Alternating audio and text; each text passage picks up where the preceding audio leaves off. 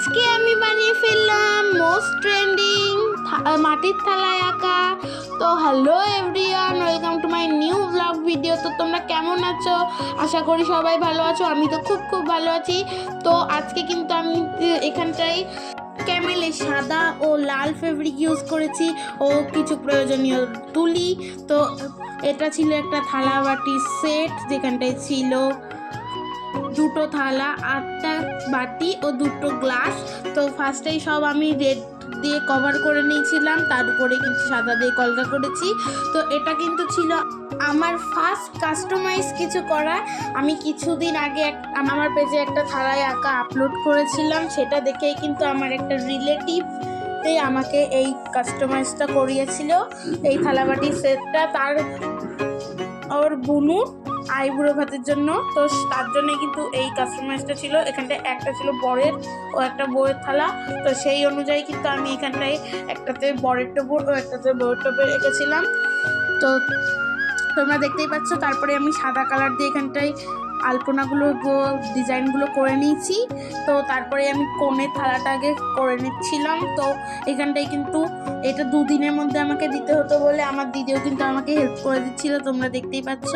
তারপরে আমি এখানটায় মেজারমেন্টের জন্য কাটা কম্পাস দিয়ে ভালো করে রাউন্ডটা করে নিলাম, কারণ তুলি দিয়ে তো পুরো ভালো করে রাউন্ডটা করা যাবে না। মানে আমি অত প্রফেশনাল নই, কারণ আমি করতে পারি না।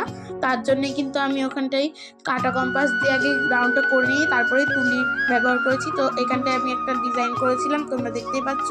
আমি আগে একটা মেয়ের টোপো রেখেছিলাম, মেয়ের যেই মুকুটগুলো হয় বিয়েতে যারা পরে, তো সেইগুলোটায় একেই পাশ থেকে একটা কলকা দিয়ে শুভ বিবাহ লিখে দিয়েছিলাম।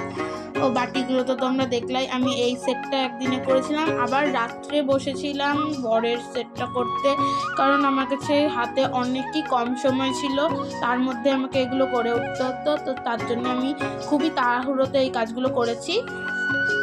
তো তোমরা দেখতেই পাচ্ছ, তার জন্য কিন্তু অনেক ক্লিপ তোমরা পাবে না এটাই। তো দেখতেই পাচ্ছ। তারপরে আমি বরের যেই থালাটা ছিল সেটাই কাজ করা শুরু করে দিচ্ছি। আমি কিন্তু সব অফ ক্যামেরায় মুকুটগুলো করেছি, তাই তোমরা দেখতে পাবে না, কারণ মুকুটগুলো খুবই নিখুঁত করে করতে হয়েছিল। তো দেখতেই পাচ্ছ, সেখানটায় কিন্তু আমি সেম প্রসেস ব্যবহার করেছি। যেই কলকাটা ওই কোণেরটাই ছিল, সেই কলকাটাই আমি চারিপাশ থেকে দিয়ে বরের টোপর দিয়ে শুভ বিবাহ লিখেছিলাম। তো এখানটায় বরের থালাটা একটু ছোট হয়ে গেছিলো বলে শুভ বিবাহ লেখাটা ঠিক কলকার ভিতরে চলে এসেছিলো। তারপরে একটু সাদা দিয়ে বর্ডার টেনে দিলাম।